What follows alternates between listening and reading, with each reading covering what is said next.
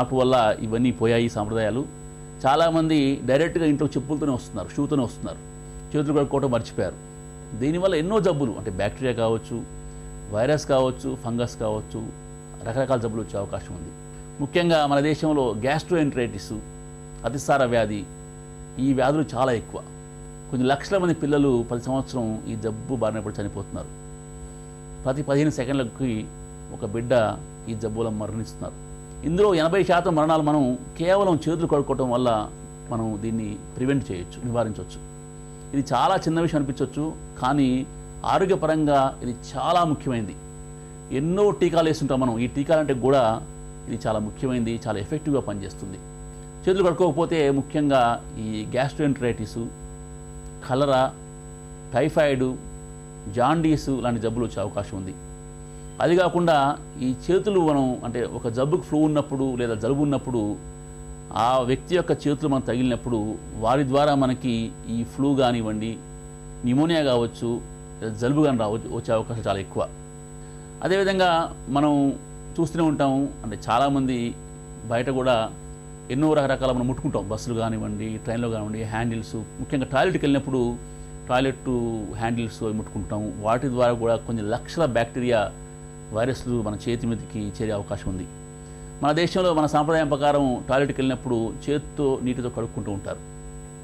దానివల్ల చేతికి కొన్ని కోట్ల బ్యాక్టీరియా అంటే మన మనంలో ఉండే బ్యాక్టీరియా కానివ్వండి, ఇతర క్రిములు అంటే వైరస్లు కానివ్వండి, ప్రోటోజోవా కానివ్వండి, అవన్నీ మన చేతికి అంటుకుంటాయి. అలా చేతికి అంటుకున్నవి దాదాపు 3 గంటల పాటు మన చేతుల మీద అలా జీవించి ఉంటాయి. మనం ఆ చేతులు నోట్లో పెట్టుకున్నప్పుడు కానివ్వండి, లేదా మనం ఆ చేతులతో వంట తయారు చేసినప్పుడు కానివ్వండి, ఆ చేతులతో ఇతర వ్యక్తులు ముట్టుకున్నప్పుడు కానివ్వండి, వారికి ఈ జబ్బులు వచ్చే అవకాశం ఉంది.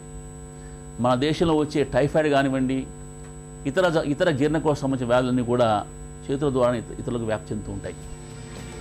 లండన్ స్కూల్ ఆఫ్ హైజీన్ నిర్వహించిన ఒక అధ్యయనంలో దిగ్భ్రాంతికరమైన విషయాలు వెల్లడయ్యాయి. మల విసర్జనకు వెళ్లి వచ్చిన తర్వాత పురుషుల్లో 32% మంది, స్త్రీలలో 50% మంది సరిగ్గా చేతుల్ని శుభ్రం చేసుకోవడం లేదు. పిల్లల డైపర్స్ మార్చిన తర్వాత 50% మంది చేతులను శుభ్రపరచుకోవడం లేదట. పేషెంట్లను పరీక్షించిన తరువాత డాక్టర్లు కూడా తరచుగా చేతుల్ని కడుక్కోవడం లేదని తేలింది. బ్రిటన్లో అయితే ప్రతి 6 మొబైల్ ఫోన్లలో ఒకదాని మీద మల సంబంధ అవశేషాలున్నట్లు కనుగొన్నారు. ఈ మల సంబంధ అవశేషాల్లో సూక్ష్మక్రిములు గంటల తరబడి జీవించి ఉంటాయి. ఫలితంగా అవి చాలా తేలిగ్గా ఒకరి నుంచి మరొకరికి చేరుతూ వ్యాధుల ముప్పును పెంచుతున్నాయి.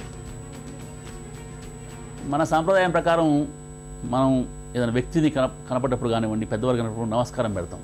అది పోయి ఇప్పుడు షేక్ హ్యాండ్స్, కరచలనం చేయటము, ఈ మధ్యకాలంలో హగ్ చేసుకోవటం అంటే కావలించుకొని బాగా చూస్తున్నాం, ముఖ్యంగా ఈ కాలేజీ విద్యార్థుల్లో.